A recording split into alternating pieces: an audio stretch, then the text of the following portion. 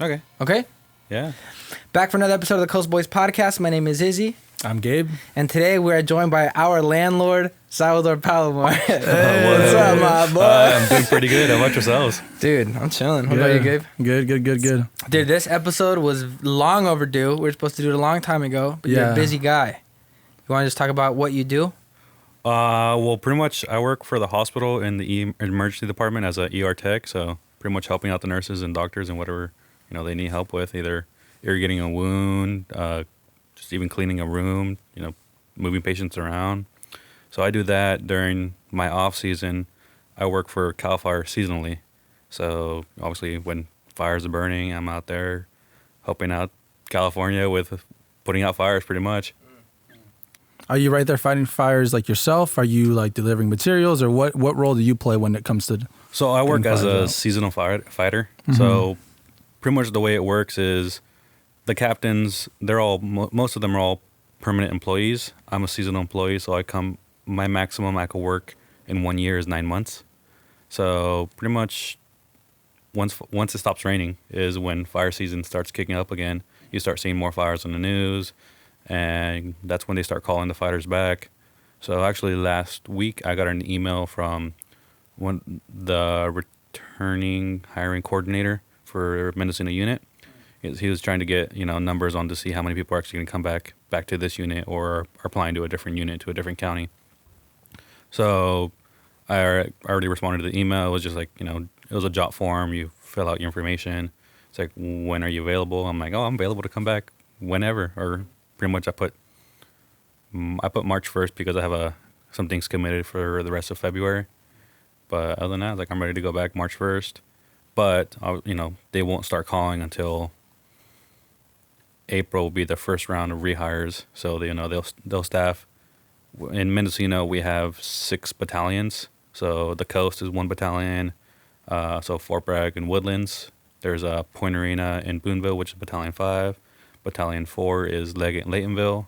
3 is Ukiah Hopland. 2 is Howard Forest, which is Willits. And then 1 is Covelo.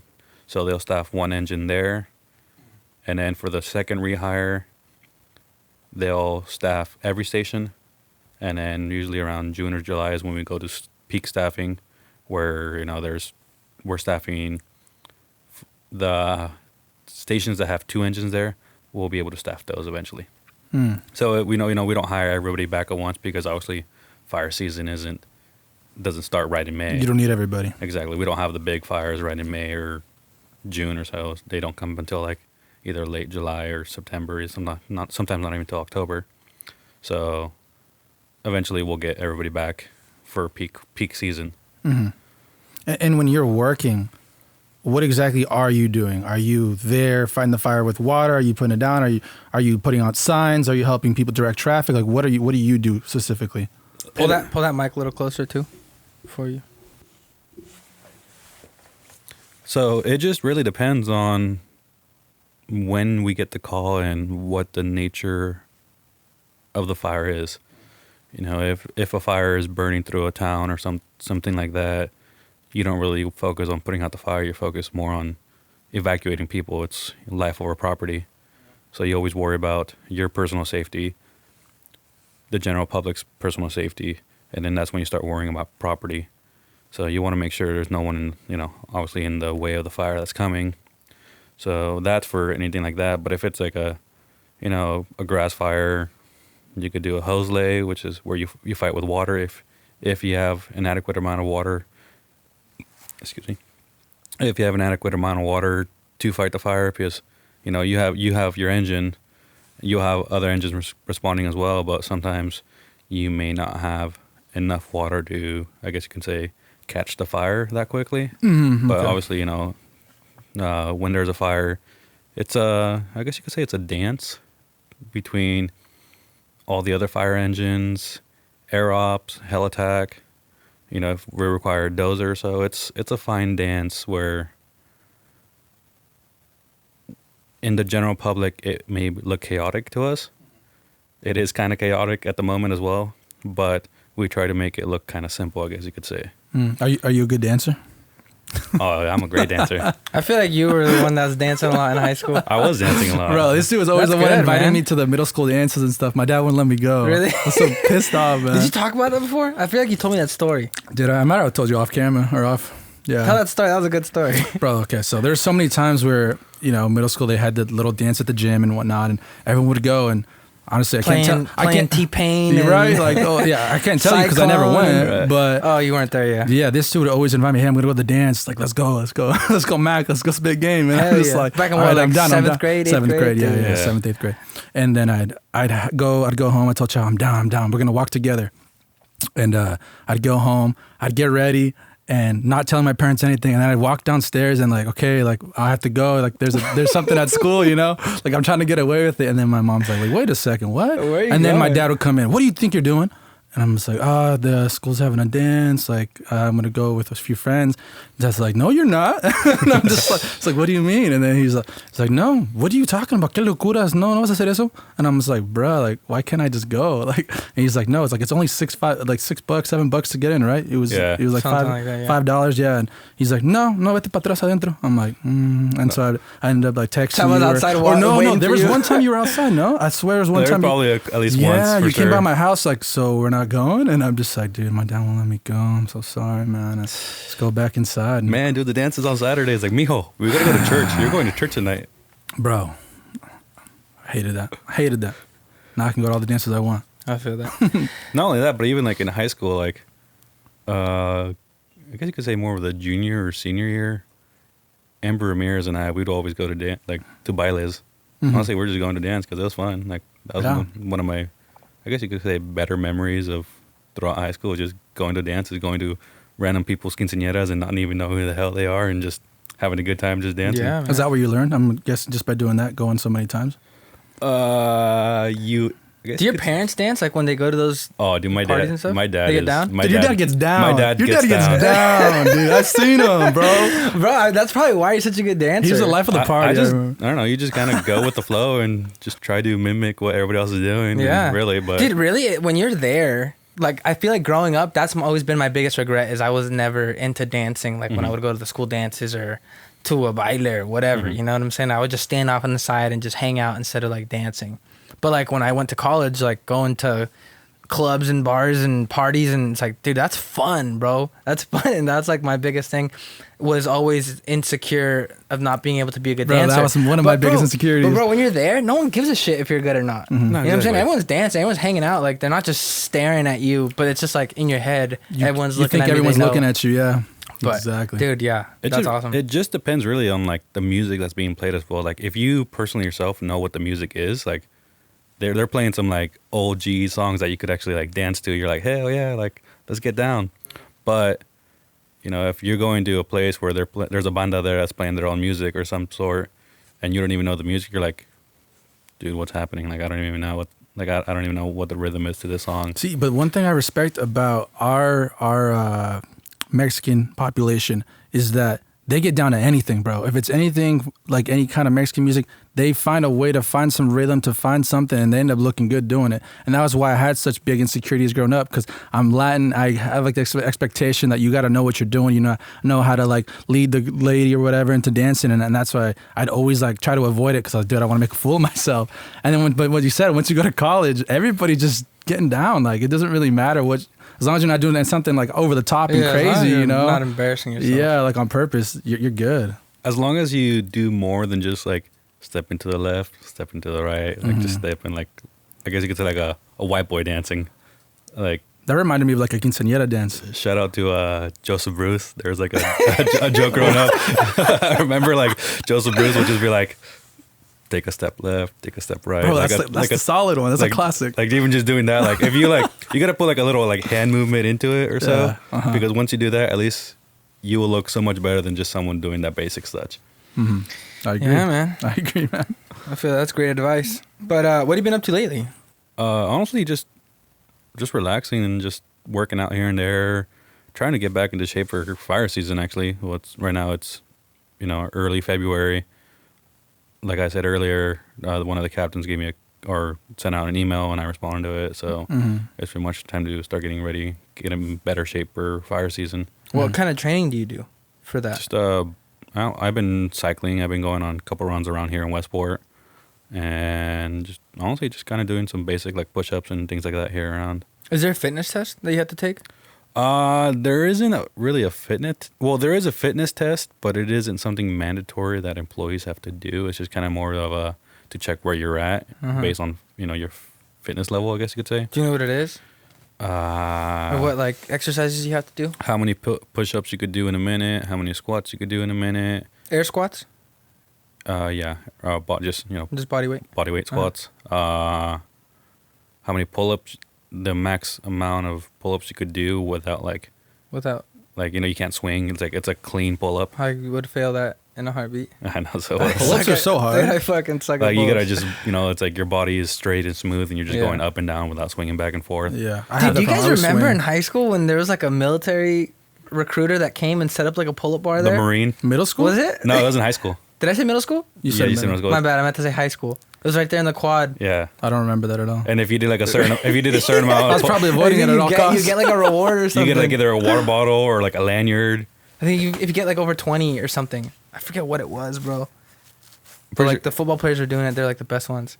Right. Well, it's because obviously they're working out all the time though too. They're in the weight room and stuff. Yeah. But yeah, so it was like pull-ups and then planking for 2 minutes max. Look facing straight down and then on both sides. So planks and then there's running a mile and a half in under 12 minutes or hiking 3 miles in under 45 minutes. Do the one or the other. Hiking 3 miles. That seems so random. That is very random. Well, it just all depends really. Like because if you're hiking it, if you have your gear on you or so, it's like they want to see what your average pace is.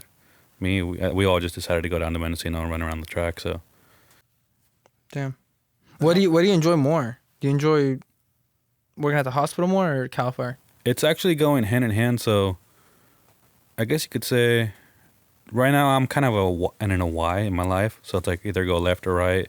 Left is either stay with firefighting, Cal Fire, and make my rank, make my way up as to engineer to captain.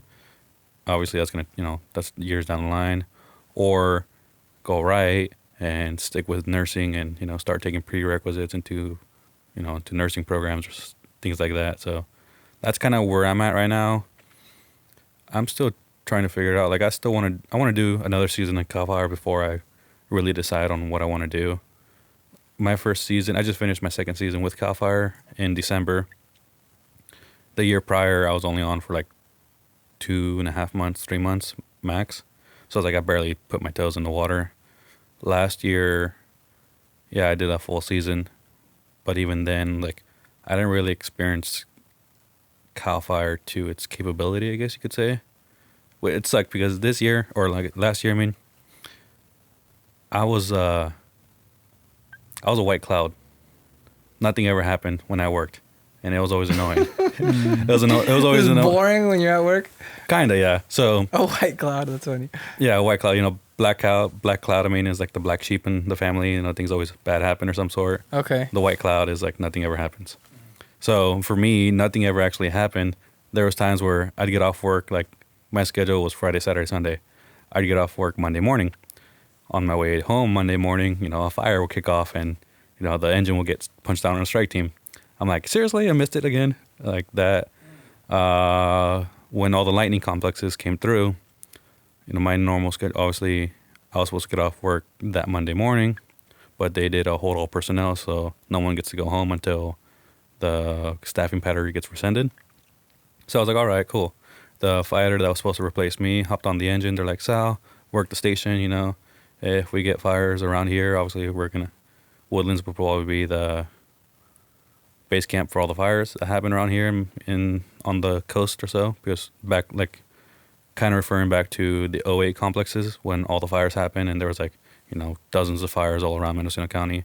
Every battalion, like I said earlier, battalions 1 through 6, they all kind of became their own little unit, I guess you could say, and then you would punch out resources based on what you had in your little battalion. So they were kind of preparing for that. There's a plan for all that whenever it happens. They've they've had a written plan for that just in case. So they're like, all right, Sal, you'll work the station. You'll cook and do whatever. I'm like, all right, cool, whatever. Kid you not, like 10 minutes later, they get a call. They're like, hey, we're forming up 9111 Charlie going to LNU, Lake County. What does that mean? 9111 Charlie. 91, so every... What is it? 9111 Charlie? 9111 Charlie. 9110 Charlie is like usually the first strike team that's punched out of a unit. So I believe 9 is like a CAL FIRE resource, or it's a strike team of engines. 11, the next number is the unit it's coming out of from, or the region, I mean. So number 1 would be Northern Region.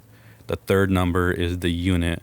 So then it'd be like Mendocino unit. So 11, obviously our numbers here are 11, or 1100 is Mendocino unit. And then the third or the fourth number would be like how many resources have been punched out. So if like one strike team gets out, they're 9110 Charlie. If a second strike team gets out, they're 9111 Charlie. What a cool name, strike team. Yeah. Yeah, that sounds badass. That's pretty sick. cool. So it's, a strike team is, it all depends on really. A Charlie strike team is a strike team composed of engines. And there's like there's strike teams for like dozers, hand crews, there's different strike teams for different other resources. So yeah, they got a call and they got punched out. I'm all like, seriously? Like, I'm missing another fire again. And they were gone for like 20 days or some sort. So Jeez, I was like, dude. great. So that happened. Early in the season last year, there was another fire. They went over to like Lassen Modoc. And I just got off work that morning. And that day, they got punched out to a strike team. I was like, so for how many millions of acres was burned last year, I didn't really see that much fire. And that happens, there's times where people see a lot of fire and some people don't. So I definitely want to go back and do another season before I start deciding on like, whether I want to stick with fire or stick with medical. What? And then, wait, Sorry. one second. Oh, yeah. One second. Continuing with the medical part with the why, I worked at the emergency department for 2.5 years full time. So like, working with nurses and doctors, like, doing that for so long is like, okay, maybe I do want to be in nursing. So like, and I enjoy it. Like I enjoy working with nurses and doctors. It's fun, treating patients that are borderline going to die, and you bring them back and you're like, all right, sweet, let's go to the next patient. So like that just brings joy in me as well. So it's either firefighting or nursing is where I'm at. So. No, go ahead. Go ahead and ask. Okay, I You was gonna basically say, answered my question. what right I there. was gonna Okay. say is there one that you prefer over the other, or you just kind of really just split right now and just like, or is there one that you enjoy Like, doing what are more? the pros and cons of both? Like, we want to help you decide a future. Right That's now. what I'm trying to do. Like, what is it? So I've been, I get people that ask me this all the time, in the fire service and in the medical service. People are like, oh, Sal, you're firefighting, right? I'm like, yeah. It's like, oh, is that what you want to do? I'm like, I tell them, like, this is where I'm at. One individual told me, his name is Jim. He was like, Sal, you're young. Go out and do firefighting for a couple years. Your body is able to recover. And, once your body starts creaking and you start waking up in the morning feeling sore and such, like every other day or some sort, then start focusing into medicine, because obviously firefighting is very demanding on the body, whereas working in the emergency department or as a nurse anywhere isn't so body demanding. So there's that part. The thing that's nice about firefighting is, yeah, you make decent money working as a firefighter. But there's instances where you may not get a day off for a week or two, or even a month as well. So, Right. like, obviously, like last year, you're like, hey, Sal, what are you doing? I'm like, oh, I'm in Santa Rosa working on a fire. So there was times where I don't even know what my next day off is. But if you're working at a hospital, you could be like, oh, my next day off is on Tuesday and it's Sunday. And then you have 3 days off, 4 days off, and you're back at it again. So Is it normally like that, where you have your schedule where you work 3 days and then you're off for the rest? Is that how it normally is, or is that something specific to just your schedule? For working for Cal Fire, you would work. You said Friday, Saturday, Sunday, right? And then you come back Monday. yes. So that's how it normally is for anybody who's just joining. It's usually 3 days a week. Yes, it's 3 days a week, work your 72-hour shift, and then you have, it's 3 days on, 4 days off. But whenever there's a fire happening, or if when they enact a staffing pattern, meaning like, they're a hold all personnel. You can't leave. So it's like, all right, that's all overtime for you. So anytime, so say, you're working, I worked Friday, Saturday, Sunday. Sunday, they're like, oh, hold all personnel. There's fires happening all around. We might put a strike team out or some sort. All right, cool. I may not get off work until, I won't get off work until they rescind that staffing pattern. And so that's happened to you before? Yeah. And how long has it lasted usually, or is it just always depending? Pretty much it just depends really on the fires that are happening, whether there's a fire happening. I guess actually, it's kind of a little bit more on the weather depending, I guess you could say. So everybody knows what like a red flag warning is. Do you know So a red flag warning is pretty much high wind, high temperatures, low relative humidities. So it's it's perfect for a fire to kick off and run off. So we always check the weather in the morning, and if there's predicted red flag warnings within the next day or two, they may put a staffing pattern before those come, just so that if there is a fire that kicks off, we have the staffing to go and dispatch resources to that fire. And then say once the red flag warning goes away and nothing really kicked off, then they'll be like, all right, staffing pattern is rescinded at 0800 the next day. So and you just go home. And you go home. Interesting. So it's honestly like there's one time where there's the different parts of the state could put a staffing pattern. So CDF, which is pretty much the whole state, could put a staffing pattern.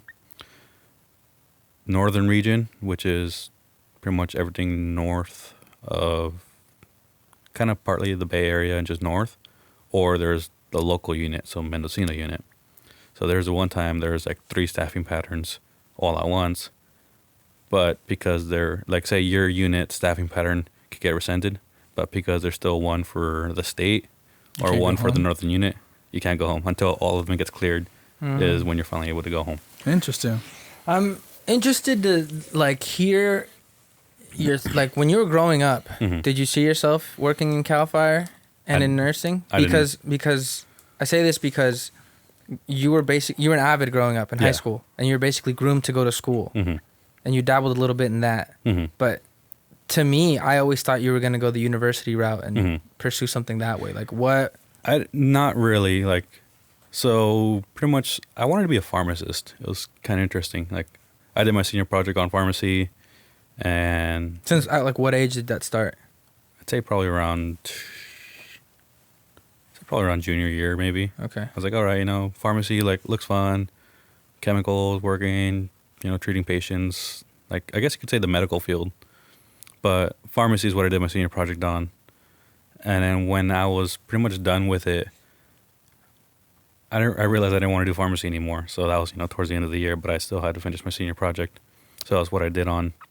I didn't see myself working as a firefighter either. So, and at that point, I didn't really know what I wanted to do, I guess you could say, in life. Because, there's people that are so focused that they was like, oh, all right, I want to be a veterinarian. They wanted to be a veterinarian. I always respect people like that. Like, I want to do nursing. I have a set career. It's so narrow. It's so focused on what I'm going to do after. But it's like, still, I don't know what I want to do with my life. And that's kind of like the same thing that you're just done and you're just like, well, now what? Not only that, but it's like, yeah, there's people that they know what they wanted to do ever since they even got into high school. Like, they're like, some people are like, oh, I want to go be a mechanic, or I want to be a psychiatrist. Like, there's people that know what they want to do.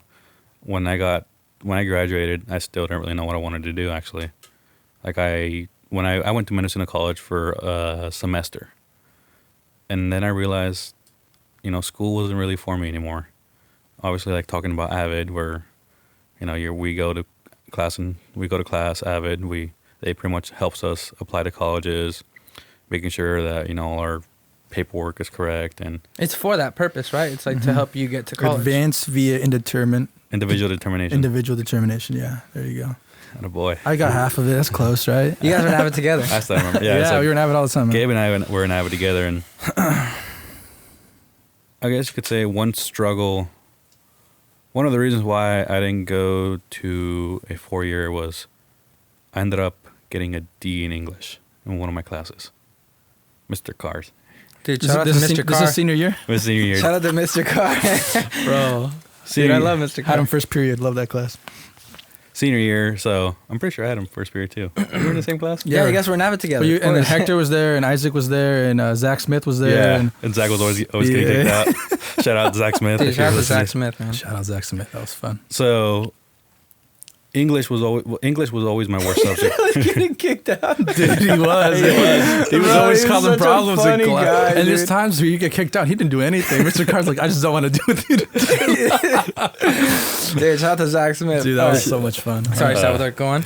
So English was my worst subject, pretty much all through schooling. I always hated English. I felt that English wasn't really relevant in my life because, math. I enjoyed math and science, and I guess you could actually more math and history. You were always really good at math. I'd always get help from you in my Exactly. math. So math, like it's either you're right or wrong. You get to the end of the equation, you're either right or wrong. History, you can't really be as history because it happened. It's okay. What do you think this person did? Oh, probably did it because of that. They wanted more oil or some sort, religious reasons. Science was fun. Obviously, doing like all the theories and things like that. It's like no, I just want to like mix like this chemical with that chemical and watch it go blow up or some sort. Like that's kind of why I enjoyed science because of that. But then English was always my worst subject because one, I wasn't really a fan of reading. And two, it's like everything is all based on what you think they were thinking, like the author was Like thinking. your interpretation of Exactly. And I'm like, they were sad. The end. F. Exactly. Well, that explains a lot. It's like, oh yeah, this then writer was feeling the state of depression during World War II and decided to write this novel on the racial inequality of soldiers and blah, blah, blah, or things like that. Like, I feel that, you put in your comment to what you think. It's very subjective, whereas, like, it's not objective where it's like, you have a number and you're getting there. So that's kind of why I didn't really like English, and then kind of partly why I got a D in English my senior season, the last semester. Senior year. Yeah, I was gonna say. Senior year. semester. Yeah. So, but that all correlates back to sophomore year. Remember when they had like honors English and honors history? Yeah, I hated that. Which one are you in? Oh, you're in honors? I was in honors history for about 2 months. I remember that. So I started sophomore year. I was like, all right, I was getting good grades. I'll be in honors. Cool. Like, let's see how it is. So I was in honors history for 2 months. And then, my dumbass decided to go talk to Mark Boley because, I like Mark Boley, the counselor. Shout out to Mark Boley, dude. Yeah, shout out Exactly. to Mark Boley. He helped me through a lot of times though too. Mark is a good guy. And I was like, hey Mark, like I'm in honors history but not honors English. Like, am I supposed to be in both of them or not? He was like, yeah, you are. I was like, I don't know why this got missed. I'm like, oh, okay. Well, honors English was taught by Mr. Kirkley. So I was like, all right, it's like the next day I'll go to honors English and, pick up where they're at. My first day was probably one of my hardest days ever in high school growing up. Because that day, I literally just sat in class all day and looked at the wall. Had absolutely no idea what was happening. He was like, oh, Sal, just go to the library, get this book, and then come back. I'm like, all right. And I just sat there like, everybody, you guys were all doing your project, like the magazine project. It was right when you guys were starting your magazine project or something like I that. remember that. What was that big project you guys had? I have no idea, but I forgot everything about honors English. I only Did you remember pass honors honors history. English? Yeah, dude. Flying colors. So what? You just came in the middle of a project and you didn't have an idea of what was going on? Yeah, or like what? they were starting like some project or some sort, and me just standing there and sitting there, like, you felt worthless. Like sitting there, I'm literally just looking at the screen, looking at the wall, looking around. All right. Did he not give you anything to do or what? Not really. Not to my knowledge that I remember. So then I went to talk to Mark Boley. I'm like, dude, like I literally just sat there all day, didn't do anything. That was probably one of the worst days I've had. Top 10, obviously through high schools because we all have bad days. We'll have a bad day. So that day, like, that definitely impacted me quite a bit, and just even for English wise. So that's why I kind of always hated English too. So pretty much starting from that point is where I guess I started having more troubles with English because I was like, like I don't like English. So yeah, pretty much that's, I don't know where I'm trying to get with this. So we were talking about college and why you didn't really pursue the whole college route. Do you think that was a reason why you kind of didn't want to gravitate towards? I guess you could say yeah, probably, because English was obviously my, like I applied to Humboldt, I applied to Chico, I got accepted to both of them. Ironically, actually, I got accepted to both of them by just my grades.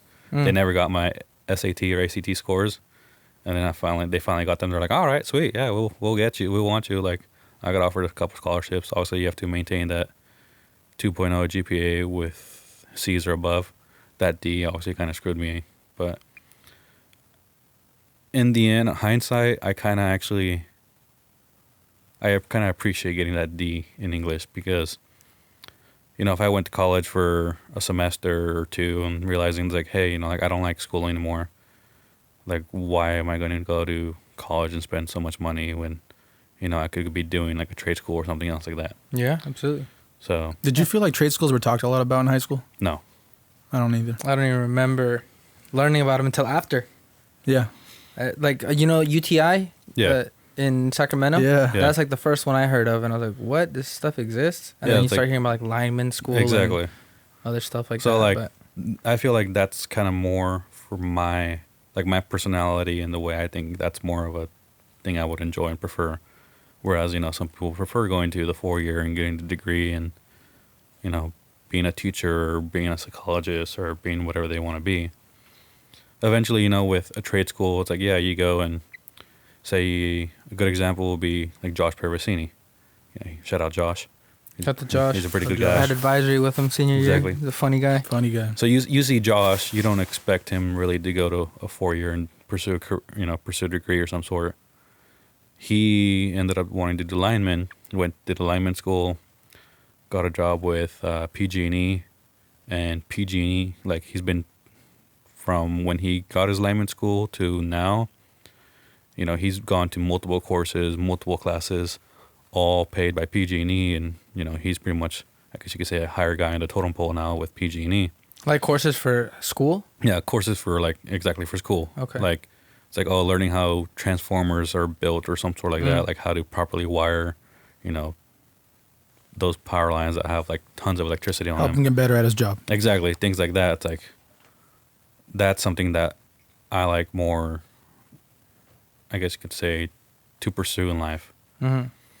So like going to school and going to university or college anywhere, it's like, I'm not really a fan of like, why am I going to take civil liberty studies for something that it doesn't relate to like fire or something like that. Yeah, absolutely. There's like no fluff in Exactly. trade school. You're coming for this, and you're gonna get a job in this after. Because it requires your degree to get it.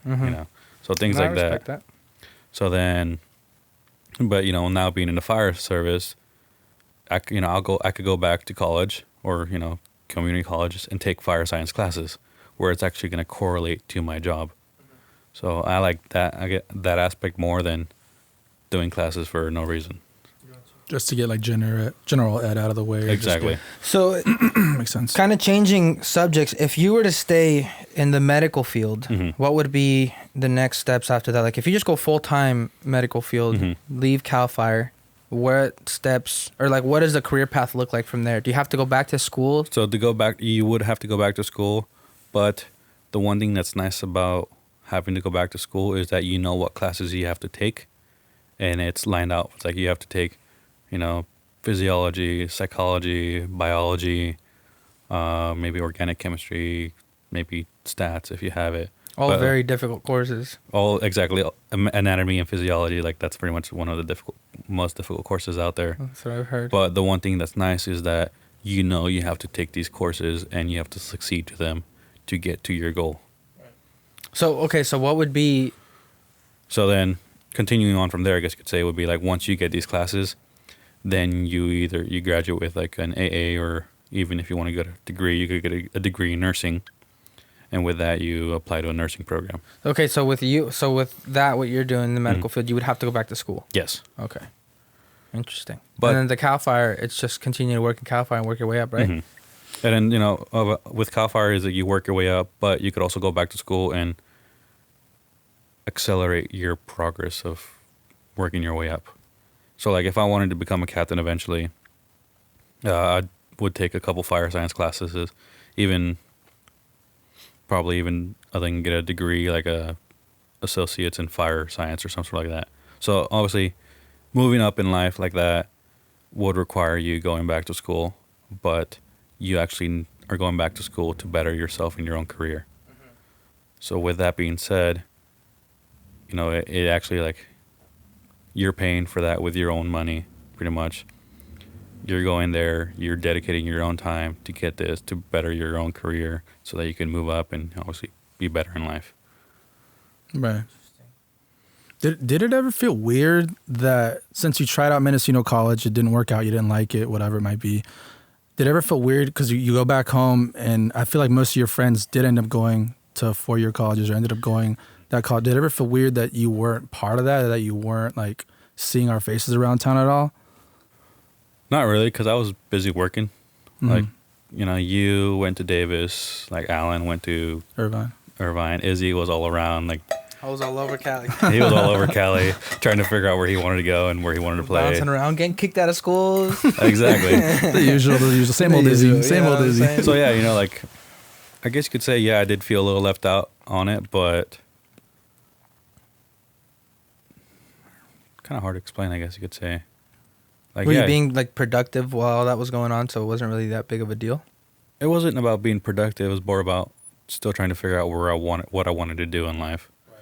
So, like, high school, went to Mendocino College for a semester, didn't like it anymore. Was working with my parents down at the harbor for a while. And then there was a job opening at Mendocino Hotel as a busser there. So I was like, all right, I'll go work there because I hated waking up at like 4 a.m. to go down. At Kaidos? No, I was working at Ocean Fresh. Oh, dude, I worked at Ocean Fresh too. You did? Yeah. What did you do at Ocean Fresh? That was my first job, dude. What do you do at Ocean Fresh? It's El Erizo, right? Yeah, El Erizo. Yeah, so sea urchin processing. Sea urchins, bro. Can I tell, yeah. Dude? So that was my first job as soon as I turned 13, freshman in high school. My mom works there at 4 a.m. too. So like in the 4 a.m, they have all the Mexican moms. They come and they're packaging up the sea urchin that we would crack the day before. So my job was, I was like the only boy, so I was working with like a bunch of moms and like older Mexican guys. Were you a processor or a packer? I was a processor. Okay.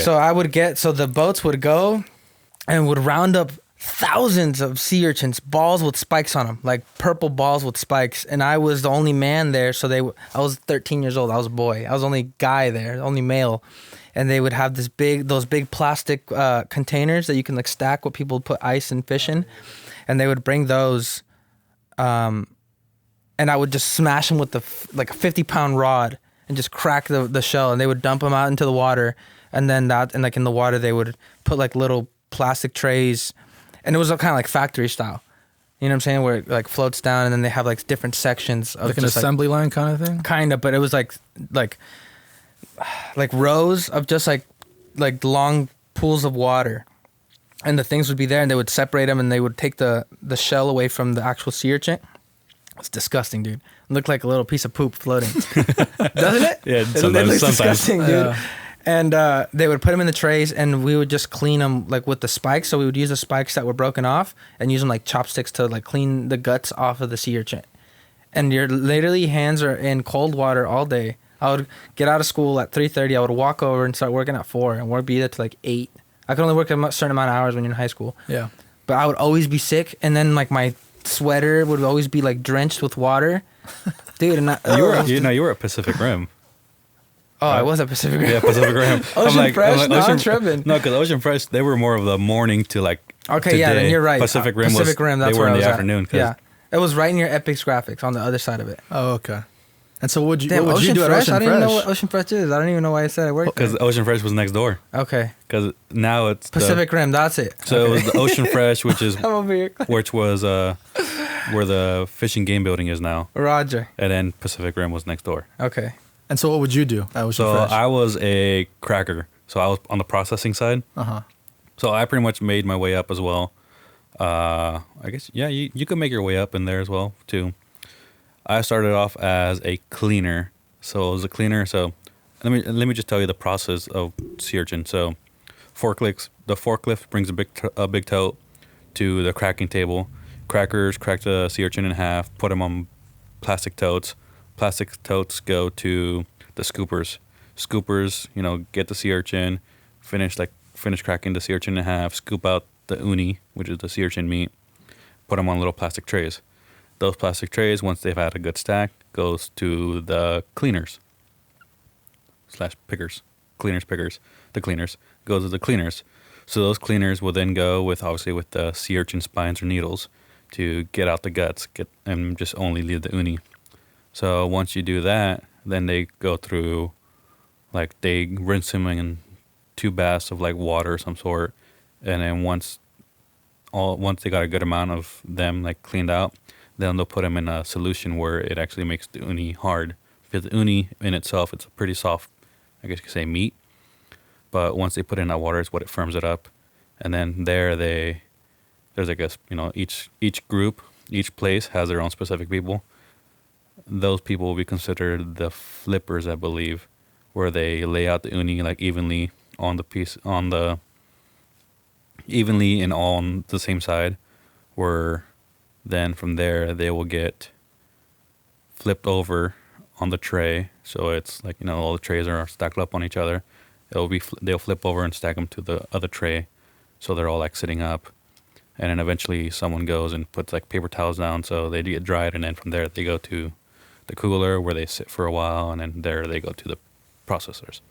So when you first initially start, you go from, I started at, cleaning, taking out all the guts and such.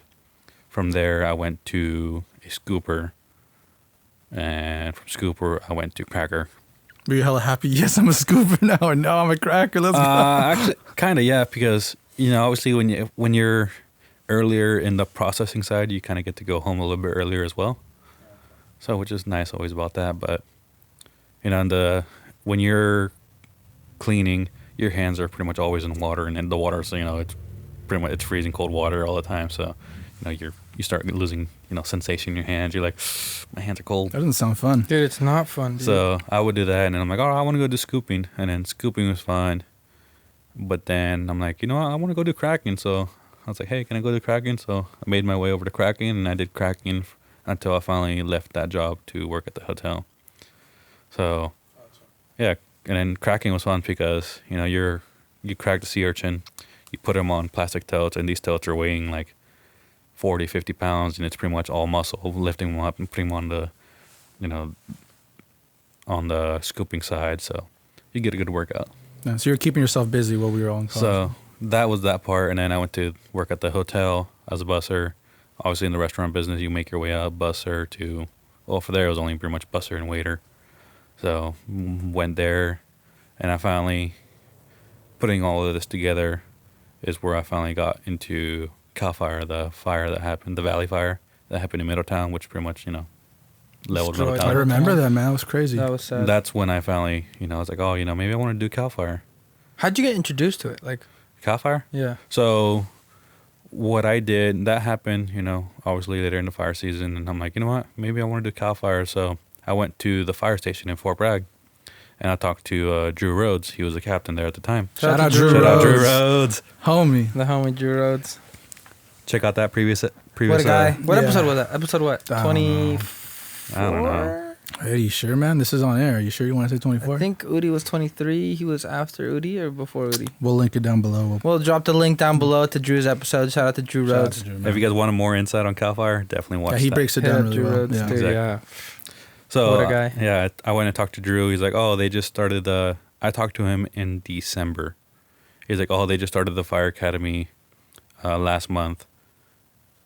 But since obviously you can't join that because it's too late, go get your EMT. That's something good to have, and then apply for next season, or do the Fire Academy next season or next year, and then apply for the following season. I'm like, all right. So I went and did my EMT course, which was starting in January. That was down in Gualala. Did the EMT course. I passed it. I never completed it because medicine, everything. It was all new to me. I never, I didn't know what BSI was. Like, what is BSI? Do you know what BSI is? No, do you know what BSI is? No clue. It's a body substance isolation. So pretty much meaning you're wearing your PPE, your personal protective equipment, so gloves, gowns, face mask. You know, I know what obviously. that is. So you know that, but no, well now because obviously because of COVID. COVID, yeah. I gotta know what that is, or I'm gonna get fired. Exactly. So like you don't even know what that is. Getting into it. So I didn't know what it was. I was like, all right, cool. I learned the material, and I didn't feel comfortable in doing the ride-alongs because I'm clueless.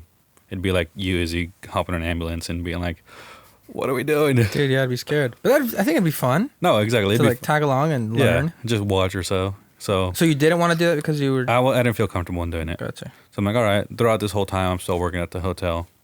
And then... Weren't you working at the movie theater too? Kind of here and there, yeah. Okay. Shout out Coast owns the movie man. theater. I freaking missed the movie theater, Yeah, man. dude, I miss popcorn. Good times. I was working still at the hotel at the time. Finally, I think I was a waiter at that time. And I went and did the basic Wildland Firefighter Academy through Minnesota College Office of Education. Did that, passed the course, graduated from the academy. And then I went back and did my EMT course. Got my EMT, did the EMT course, completed it, finished it, completed it.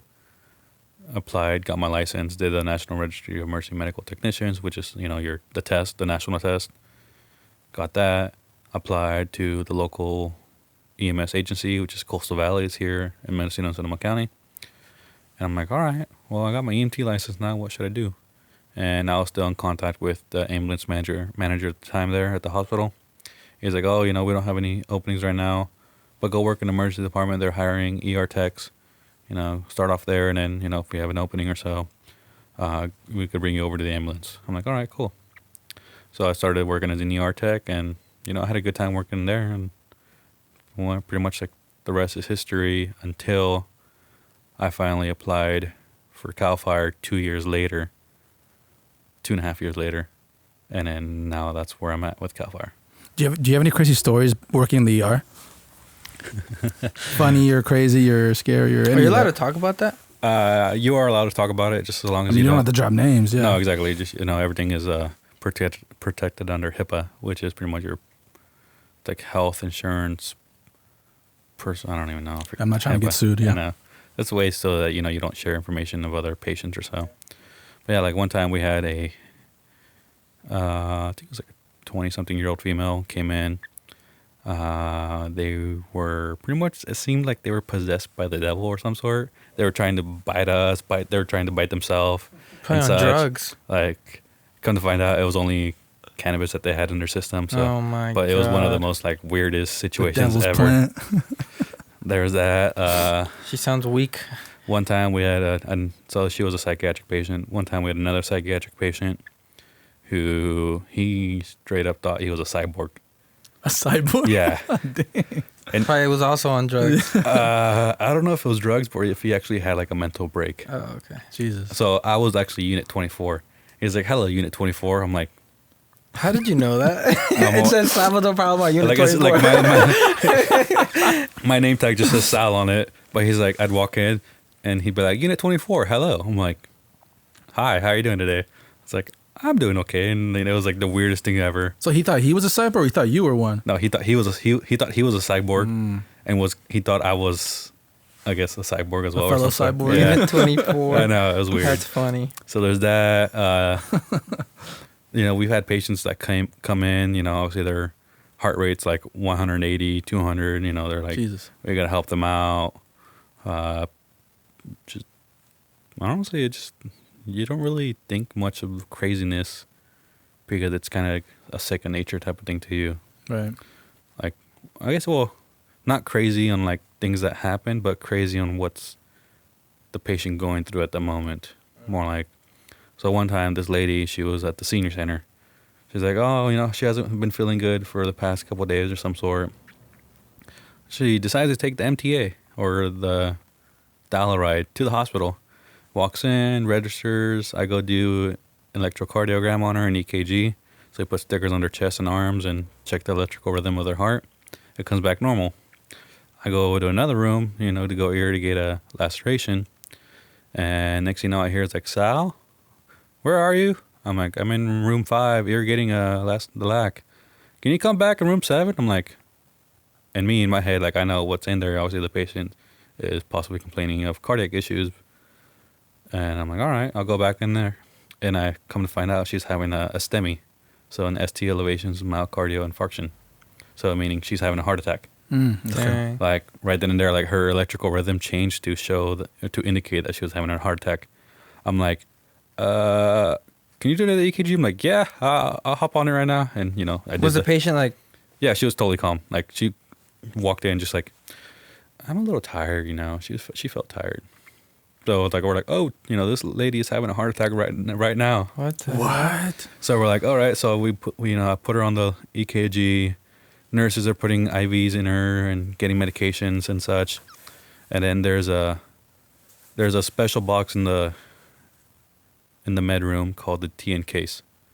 It's like TNK ACE. So TNK capital and then ACE. So it's like pretty much it's a clot busting box, I guess. Some sort of like, so if she's having, you know, a heart attack, it means probably she's having a clot in her heart. So with that medication, it helps to thin the blood and pretty much kind of make sure that we reintroduce blood flow, I guess, to the... Get rid of the clot. Exactly. Not really get rid of the clot, but more of like, let's thin out the blood so the blood circulates. So it could circulate at least. Dang, dude. So we're like, because obviously she still needs like intervention, like cardiac intervention at that moment. So we put her, you know, they get IVs in her, they push the medications, doctors at the bedside, checking her pulse, you know. Her pulse when I did the EKG was like in the 50s or some sort. It slowly started trickling down to the 40s. We're like, all right, 40s are still kind of manageable. Doctor's feeling her, you know, her pulse on her hand the whole time. And then it trickled down. It got down to like 40, 39, 38. That's I'm like, we're about to so we're about to like do CPR on this patient. And this whole time I'm like, I need to go pee.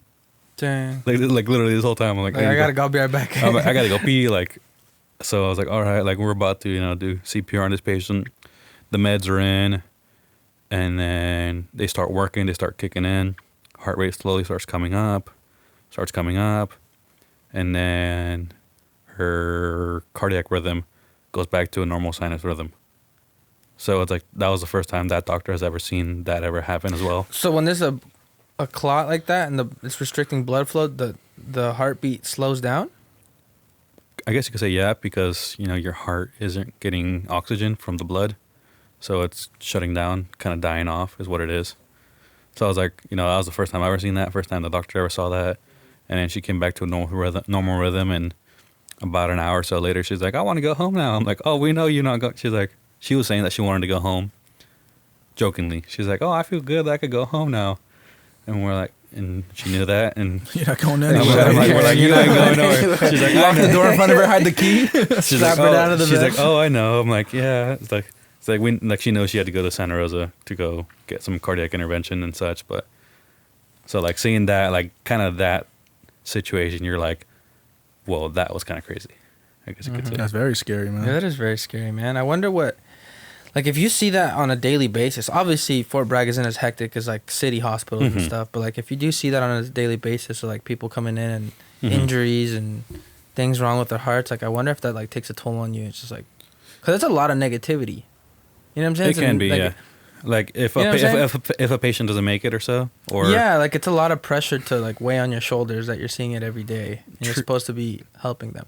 True, it's like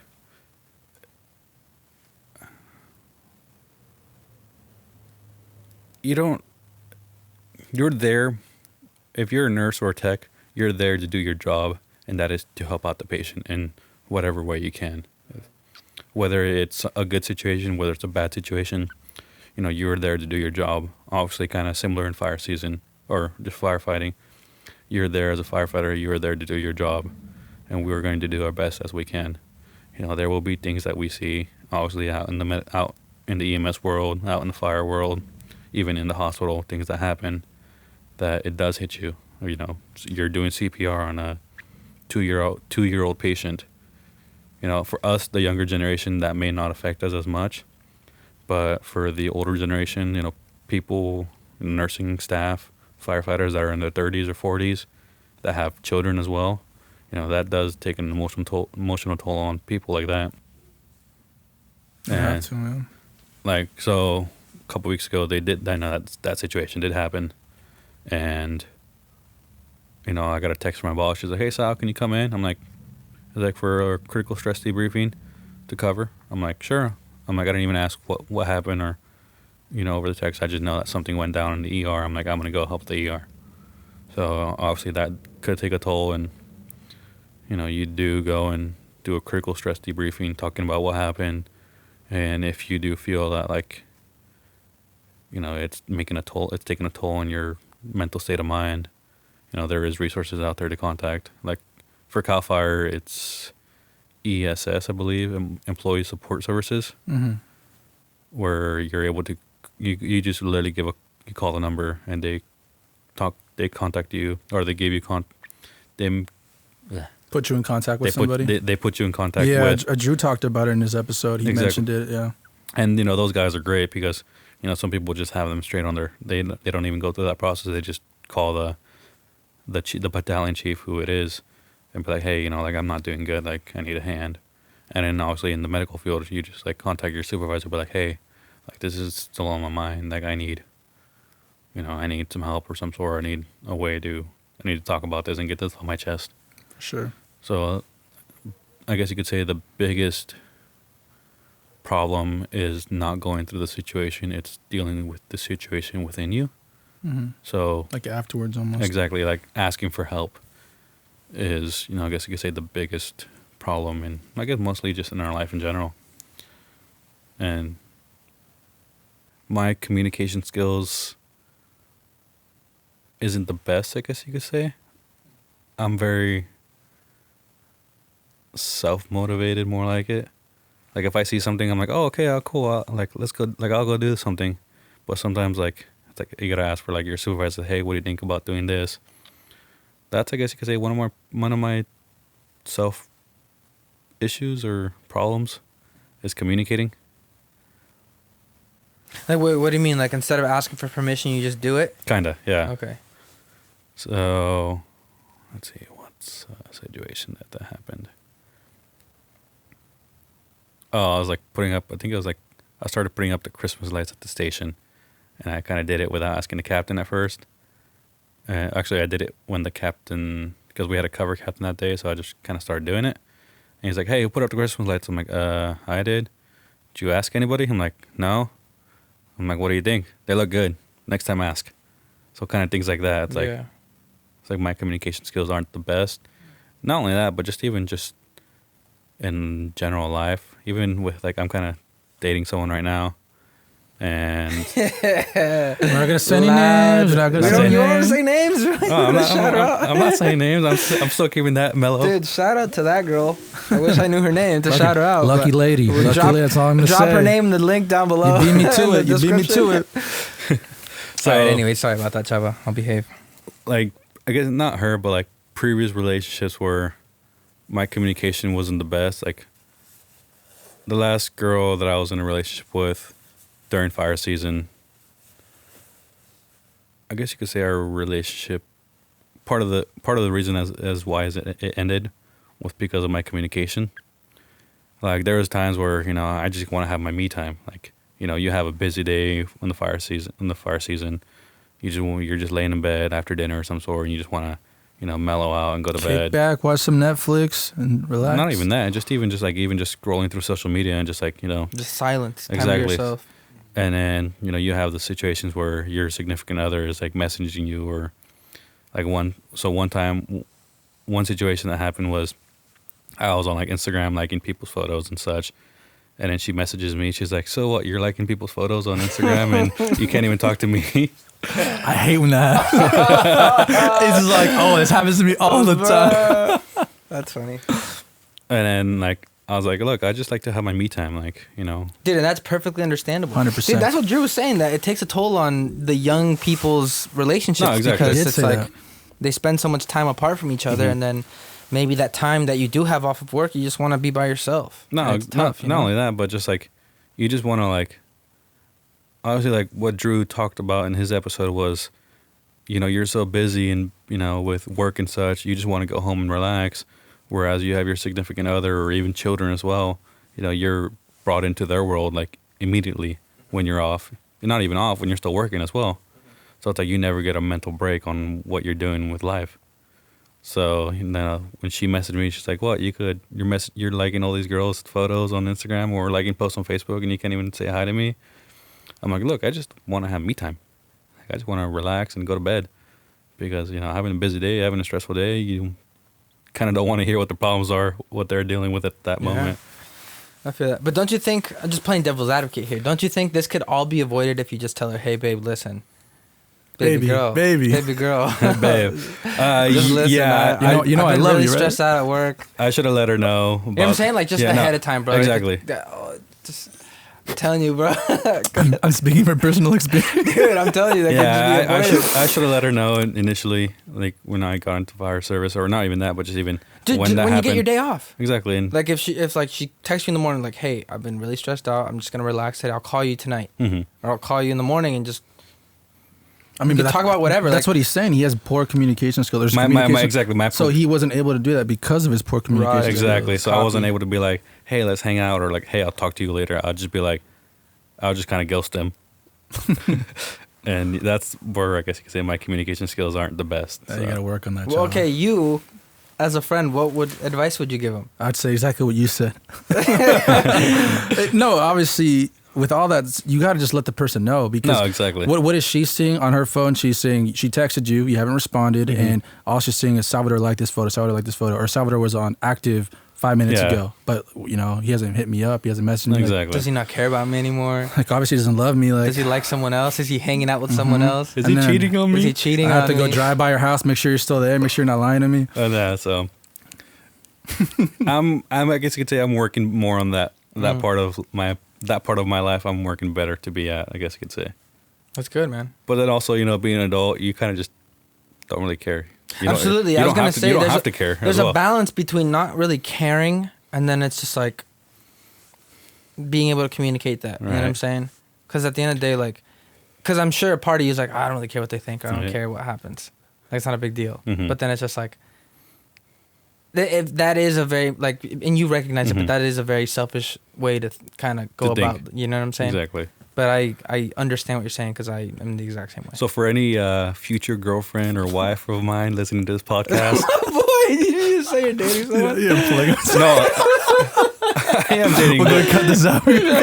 No, go ahead and plug yourself, Chava. Plug yourself. We'll drop my your tag number right is below blah, it. blah, blah. Even my current relationship right now or so, like for any situation later in the future, whether things work out, which would be great. If things don't work out, that's life. I hope you're listening to this podcast, and hopefully I don't have communication problems later in the future. That's the goal, dude. This is proof of me in the past admitting his faults. I'm working on I'm myself. still working on it. This leads to a great question I have written down here for you, Chava. Where did the name Smooth Sal come from? Or a Slick Sal, I believe is what it's called. Yeah, because I asked around, like, "Hey, have you guys seen Salvador?" "Oh, you mean Smooth Sal?" Yeah, they don't know who we're talking about. Smooth Sal? Yeah. Why do they call you Smooth Sal? You guys call me Smooth Sal because that's like embedded in your guys' head. Okay. I got the nickname Slick Ass Sal. And then working at the glass fire down in Santa Rosa. So what I was doing was I was working an overhead assignment. So I don't know if Drew mentioned, but overhead assignments. So when someone gets held on, like, for a staffing pattern, you're either on the engine or you're working an overhead assignment. Overhead assignment could be anywhere between, like going to an incident, like a major fire, working at the base camp, helping out with the warehouse, like moving supplies around, working with facilities, like setting up the base camp and things like that. So I was working with facilities, was setting up the base camp, putting signs up, and pretty much setting up base camp, I guess you could say, the small stuff. Obviously, you can't help out with the trailers and such because, there's things like that. But so that's what I was doing.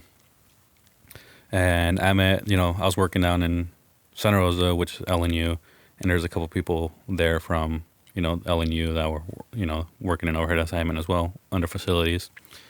There was one guy whose name is Tony Simpersert. Shout out Tony if you listen to this podcast. Shout out Tony. Shout out to Tony. So they gave him the nickname Smooth Ass Tony. Okay. So I forget how he got that nickname or some sort. And Smooth It's probably smooth. Probably has a smooth yeah, ass.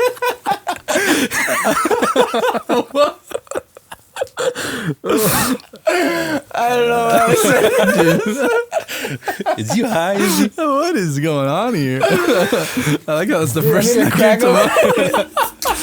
It's just the way he said it. He didn't Anyways, say smooth ass Tony. He said smooth ass Tony. transitioning into. all right. Anyways, they call you So smooth there's a guy ass named Sal. Tony. There's a guy named Tony. Go So on. they gave him the nickname Smooth Ass Tony. Okay, cool, yes. whatever. I'm cracked out right now. And Yerba then mate. me, I was single at the time there, and like I'm not afraid to go and introduce myself to women, ladies, girls, whatever. This is Okay, true. Okay, we're hanging out at a restaurant. We see some cute girls over there on the table. Ooh. I'm like, dude, Chava, those girls are cute. You're like, why don't you go talk to them? I'm like, why don't you go talk to them? What do you go over and say? What's your pickup line?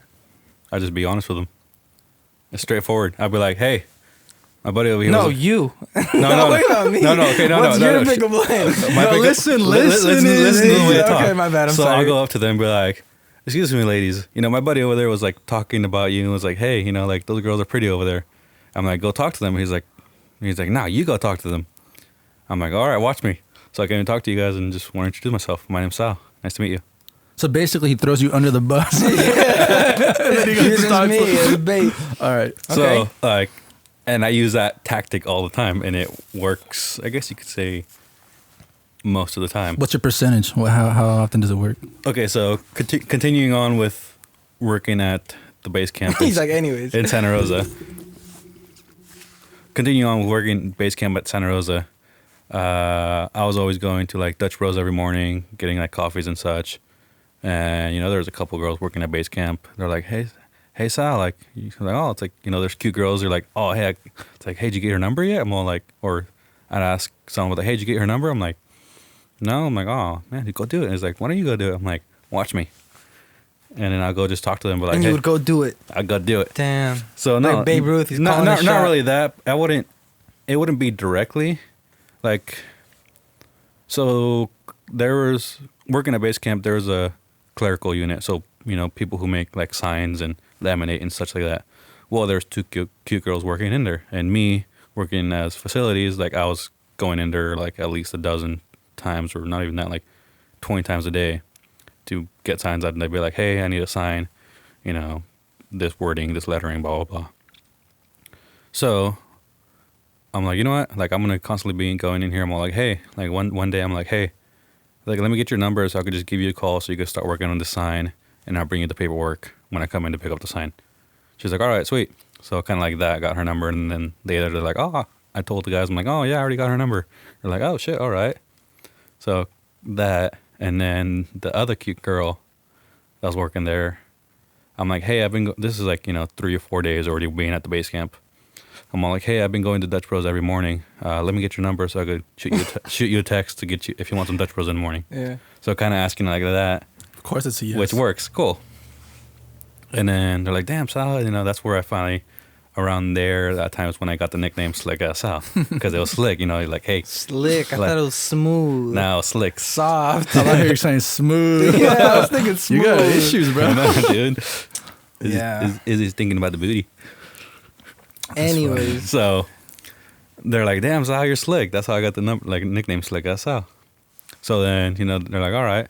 I'm like, hey, like with you working your magic and getting girls' numbers, like, go get some other girls' numbers. I'm like, all right. And like, so me and one of the dudes, we went to Costco to go and get some things, for that we needed and such. He's like, hey, then go ask a cute girl for her number. I'm like, all right, watch me. So I go, we park the truck at Costco. I see the cute girl pushing carts. I'm just like, hey, my buddy over here thinks I'm too afraid to come talk to you. I'm like, I'm proving him wrong. What's your name? I forget what her name is now. So I was like, all right. It's like, oh, nice to meet you. Like, how long you been working for Costco? She's like, oh, I've been here a couple months. It's like, oh, are you working the base camp? I'm like, yeah. Are you working with the fire? I'm like, yeah, I'm a base camp, blah, blah, blah. We walk in. He's like, so what, did you get her number? I'm like, no. It's like, well, did you even ask her? I'm like, no. It's like, why not? Because I'm a stranger to her at first, and I don't want her to be like, just give her number to a stranger.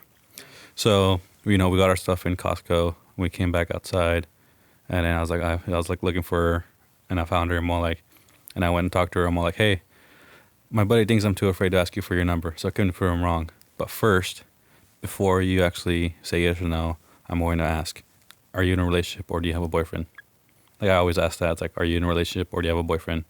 If they do, then I'm just like, all right, don't bother then, because you don't want to infringe on their relationship or such. And she's like, no, I'm not dating. I'm like, no, I'm not dating anybody at the time, and I'm not actually looking for anybody. I'm like, oh, okay, no worries then. It's like, all right, well, have a good one. She's like, but I'll still give you my number. I'm like, sweet. So it worked. So I did that same tactic out of Ditch Bros. I'm like, hey, my buddies over at base camp think I'm too afraid to ask a Kiko for her number, but I see you and I think you're pretty cute, and I want to ask you for your number. But before I do, I want to ask, are you in a relationship or are you in a boyfriend? She's like, no. Are you in a boyfriend? Sorry. Are you Are you in a relationship or do you have a boyfriend? Or do you have a boyfriend? Yeah. She's like, no, I don't. I'm like, all right. It's like, all right. Well, I'm gonna give you the. I'm like, all right. All the, whatever happens now, it's all based on you. I'm just gonna let it be. She's like, do you have a pen and paper? I'm like, got it. Here you go. So give me your number. I always admire that about you, Sal. Slick ass Sal, excuse me. You're very straightforward. It's always just kind of like, boom, I like you. I think you're attractive. Can I have your number? And usually it goes pretty well with you. Exactly. From what I've noticed. Like I think I was on a 6 out of 8 success rate. The 2 that Those are good numbers. This dude's got it written down. It's like, Very good stats. The 2 that didn't work out because they had boyfriends already. so you're 6 for 6 then So I guess technically, I could say I'm really. 6 for 6. But I'm just like, all right, that's just, honestly, it's just being respectful to them. Be like, hey, do you have a boyfriend? Or are you dating anybody or seeing anybody? If they are, then just let them be. But if not, then, hey, let time tell what's going to happen. Hell yeah, man. I respect I've that. always respect that about you. Another thing is also, you're always down to do anything. Anytime I'm like, have a trip in mind, like, dang, I wish I could go this place or this place. If I just mention it to you, all right, well, let's set it up. I have this day off. Like, okay, boom. Exactly. And then I'm like, damn, like, all right, like, let's do it. I just want to go visit and explore more places, what it is. Yeah. Really, like, last year, before COVID was a thing, before coronavirus was a thing, you and I were talking about going to Dallas to go watch the Cowboys. That being said, it's because my brother had just moved to Oklahoma, and AT&T Stadium was 3.5 hours away. So I'm like, yeah, we'll go on a road trip. We'll go say hi to my brother. We'll go to a Cowboys game, obviously later in the season, whether they're doing good or bad, watch a game at AT&T Stadium, and then, drive back. I'd make a great vlog, by the way, but yeah. Exactly. So I was like, cool. And then coronavirus happened, and everything pretty much got shut down. But even before that, like the year or two prior, like we wanted to go to Europe. Yeah. I'm like, dude, like we're going to go see the Euros. And then obviously coronavirus was just happening. And It's fucking coronavirus, dude. so I was like, well, I guess we can't go because, I was totally down. You were totally down. I think we're asking Alan as well if he wanted to go. Yeah, for other people. We're like, yeah, let's go to Euros, like watch like 3 or 4 games or some sort. We're looking at going to London, I think. Yeah. Because there's a couple games there, and then like hop on a train, go over to like Paris or some sort like that, and watch a game, and then fly out. Yeah, man. That's what I always liked. You're always down to do anything, down to hang out, down to go anywhere, down. Road trip, go on a plane, fly out somewhere, man. It's always been super cool. Yeah, exactly. And I was talking to one of my nurse friends. She's going to Alaska for 3 months. She just flew out today, actually. Today, whatever today is, February the 6th. So, and I was like, messenger. I'm like, hey, like, let me know when you're all settled down so I could go visit you and such. He's like, yeah, for sure. I'm like, just buy your plane and come up here to Anchorage. So I'd fly into Anchorage. Dude, we have freaking listeners in Anchorage.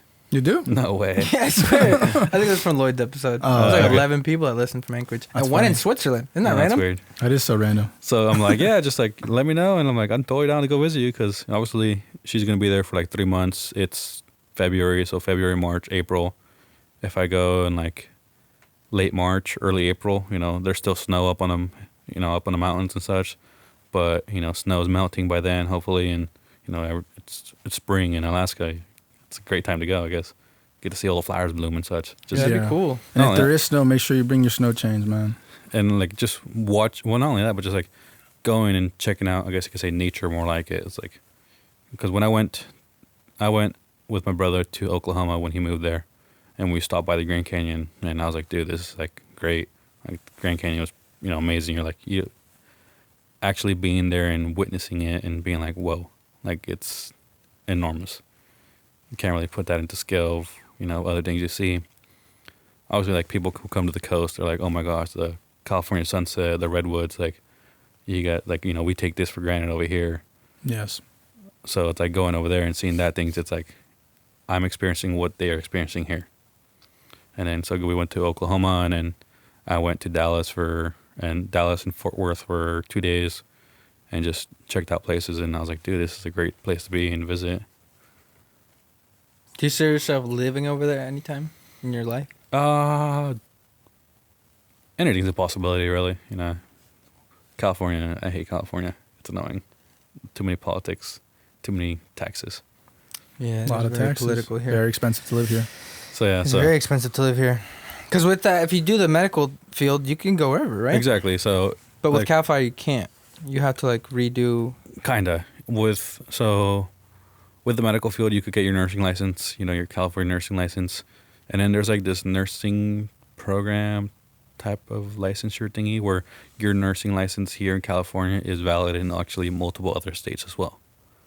So like you could go here and work in like Texas or I don't know. I don't really know exactly what states there are, but the nursing license you get in California, you're able to work in other places. So it's like that, and firefighting the same. It's like once you get your firefighter 1, or which is being a captain, or not firefighter 1. Well, firefighter 1 is your seasonal. Firefighter 2 is a permanent employee. Then you get your captain status once you promote and make your way up the ranks. And and if you have like a fire science degree under your belt, you could pretty much work, I guess you could say, anywhere in the country that has a city fire department, and you can get paid. Some people, like, they'll go, like, I read an article or a story a couple months ago where departments in Texas, I believe, they were hiring like people that were in Cal Fire to go work in Texas and be there as a permanent employee, because California in general, Cal Fire is like the third largest fire department nationwide, first being New York, second being LA, I believe. So people want those firefighters from like LA or New York to come to like Texas or places that are more rural where things aren't really happening, but they still get fires because obviously the knowledge that is being brought in. So that's why they they hire people from out of state, and then obviously you move with your career there. And nursing, it's kind of similar as well. It's like you'll come to this state where there isn't many nursing programs, where you'll work as like a travel nurse or even full time there, or either in travel nursing. You can go anywhere you like, as long as you have your license, and a valid license in that state, or obviously just move to another place and work there for the rest of your life if you like. Interesting. Nice. Well, I mean, we basically hit everything. Do you have anything else you want to talk about? Check the list. We asked The everything. list. Yeah, I think we got everything covered pretty much. Yeah. The one thing I did want to ask you, maybe to end off, and this might be a great note, is advice to anyone thinking about becoming a first responder or maybe working for Cal Fire, maybe someone who's just started the process or is thinking about starting the process. Any advice you could give them? Going back to communication as well. Honestly, just talking, asking questions. Just be like, hey, like, Sal, where do I go? It's like, all right, let me give you this number, call this person. Or just going even to the hospital and be like, hey, or calling the hospital, because you can't actually go into the hospital right now. Calling the hospital is like, oh, can you transfer me to like the EMS managers, and talking to the, Davey Big is a manager, I believe, at the moment, and be like, hey, where do I go? What do I do? Or in fire service, you'd be like, hey, call your local station and seeing what I could do and to, better myself for that opportunity when it does come. So I don't see, just communication would be like talking, just like saying hi, starting the conversation. And would you mind if people reach out to you to ask you questions about that? Yeah, feel free to just send me a message, and I could either tell you the information or point you in the right direction where you will get the right information. For sure. Awesome. All right, Salvador. Well, thank you so much for coming on. Yeah, for sure. It was very long overdue. And we're very happy this was a fun episode. I'm like, Best landlord ever. Best landlord ever, man. I'm like, We're gonna get shirts that say. I'm like, I'll wait till they get like quite a few interviews in, you know, people get some practice in. Get some under our belt, yeah. people that have like multiple, you know, I guess you could say not better careers, but that are settled into their careers and such like that. So I'm like, I'll wait because, you know, obviously I'm later. People are gonna be more curious when you guys first start. So Yeah, absolutely. For sure, man. All right, everyone at home listening and watching on YouTube, we thank you guys so much for tuning in, and we'll catch you guys next time. laters. What's your Super Bowl predictions? Fuck. I got the Bucks winning. This isn't over yet. We're not over yet. Episode's not done yet. I got the Bucks winning. I think I'm the only one. We did a bracket when the playoffs started. I'm Yeah. the only one that got all of my predictions right. For the bracket that we had, we switched up the winners. We did the bracket. Yeah. So technically, the bracket doesn't even count anymore. But everybody I had going through went through. And I had the Bucks and the Chiefs Except for winning. the Ravens, right? Oh, to the very end, you had the right too, but you had the Ravens winning an extra round, and they didn't. Because we switched who would win. What I'm trying to say is you're wrong, Izzy. But I had the Ravens winning the first round, and Yes, then you the did. second game when they played, I had them losing. Well, I think I had them losing to the Bills, but they didn't play the Bills. They played some. Yeah, so we messed up who's with gonna, that. gonna win then? The Bucks winning. I had the Bucks and the Chiefs in the Super Bowl in the final, and then you had them losing to the Chiefs. Yes. You No, didn't I even have had them. the Chiefs playing the Packers. I had the Chiefs playing the Saints, and then they were gonna. I don't know why you said that. Saints are trash. I know they are now, but Packers should have been in the final, but hey, I mean, It doesn't know. what Aaron he's talking Rodgers is about. the GOAT. Shout out Doesn't know what Devontae he's talking Adams, about. best fantasy player ever. yeah. So like, you know, I'm in a poll actually. Not squares, Super Bowl squares. It's With like who? What the hell is that? With like Cody Lowe. Okay. What's that? So Super Bowl squares. You know So, what Super Bowl squares are? No. oh Dude, my. what the heck? So, What the hell is Super Bowl You square? live under a rock or something? So like, you know, you get a 10 by 10 square, obviously indicating 0 through 9. You got Kansas City's on one side, Tampa Bay on the other side, and you paid by a square. So like the first quarter, like say, so my numbers, I have one square is Just make something up. It's fine. are 1 and 8. So I have every quarter at the end, if the last number of whatever score that they have is like, say Kansas City scores 8 points, and then, or shit, what's more? 7 and 7. So say you have 7 and 7. You know, they both scored one touchdown in the first quarter. Sure. That first quarter, there you'll get a amount of money that's correlated with that quarter. So first quarter, you get $500. Second quarter, $1,000. Third quarter, $1,500. And then the final game, the final score, is $2,000. So if every end of the quarter ends with 7, like 7, 7, 7, 7, 7, 7, I have heard about this. You get all that money. you could get all that money. Where does this How money much come money did you from? put in? They were $50 buy-ins. So I got two Oh. squares.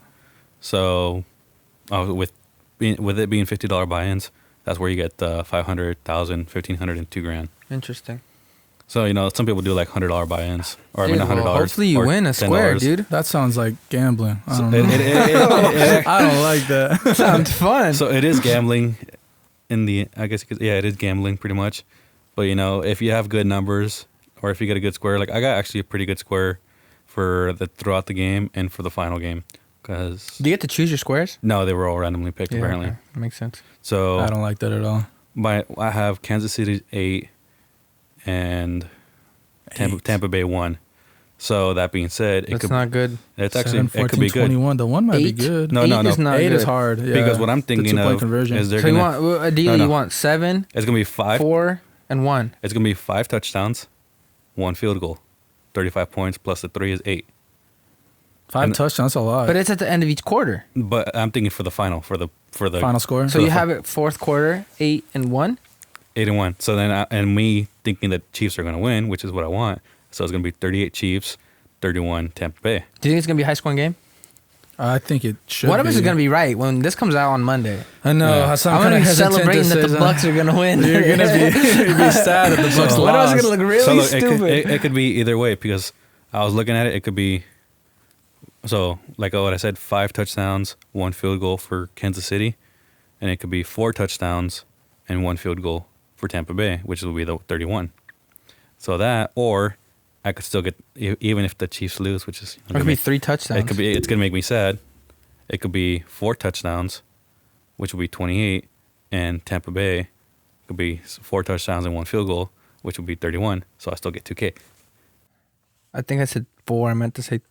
No way, I said 3. I meant to say 4. I'd rather gamble my money at a casino. So you think it's going to be... I didn't really pay attention to what you said. You said, yes, it's going to be high scoring? I think it's going to be high scoring. High scoring? Yeah. High scoring? High scoring, yeah. And then I think another one I got was like... Actually, it's on my phone. Let me pull it up real quick. I mean, you got Kelsey, you got Hill, Mahomes. Dude, list them all off. Baller. That's it. Who else? They got Sammy Watkins. Who's the running back? They got, Clyde Edwards-Helaire. And? Le'Veon Bell. Dude. Bro, they're stacked. But then Tampa Bay, you got Brady, dude, you got Fournette, you got Mike Evans, Chris Godwin, Antonio Brown. Gronk. I mean, yeah. He's a dude. Okay. He's going to score. He's getting back in shape. I think so. He's going to score. Mm-hmm. They got the connection. It's scary, man. All I'm saying. If the Tampa ends up winning, I'm not going to be surprised. I'm not going to be surprised. Why are you yelling, dude, man? he's going back on it, bro. I'm going to vote. What is your other square? My other one's KC 6 and Tampa Bay 0. So, like, if I started off, like, KC 2. 6 is random. So, you got, like, 2 field goals for Kansas City, a touchdown and a field goal for... Somebody scuffs a kick. A touchdown and a field goal for Tampa Bay, which is 10. 6 and 0? Those aren't good numbers, Chava. They could be a good number. You know, Kansas City doesn't score, but they still get a field goal in. They get 2 field goals in. I know. I'm rooting for you, Chav. I hope you get some money out of this, I just want you to get money, man. Yeah, I'm down. I'm just happy you're having fun with your friends. No. Right? I'm really happy. If I win 1 square, or if I win 1 inning or quarter, I'll buy you guys a beer. You heard it here first, folks. We'll end it on that note. Everybody's got to hold it up. We hope you guys win. And we'll catch you guys next week. Peace. Take care.